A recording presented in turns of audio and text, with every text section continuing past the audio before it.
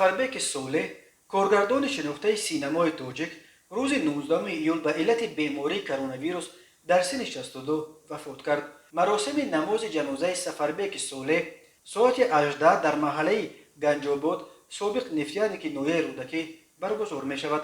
سفربک صالح چند هفته آخر در بیمارستان در حالت وزنین قرار داشت و او را به دستگاه نفسکشی صنعی پیوست کرده بودند، ولی طبیبان متاسفانه نتوانستند کارگردان معروف را از چنگ مرگ نجات دهند.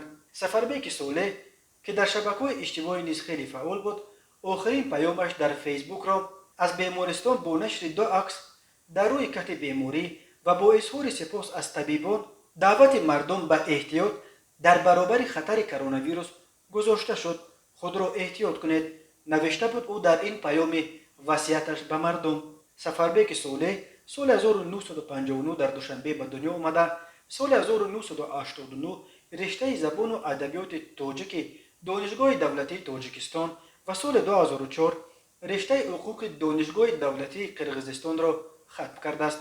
سفربک صالح چندین سال مسئول بخش روابط با جامعه برنامه رشد سازمان ملل در تاجیکستان بود. او مؤلف 4 فیلم هنری از جمله تقویم انتظاری، انگشتری عروسی، غیر عادی و همسایه نقاش می باشد، ولی بیشتر در تهیه فیلم های مستند استاد بود.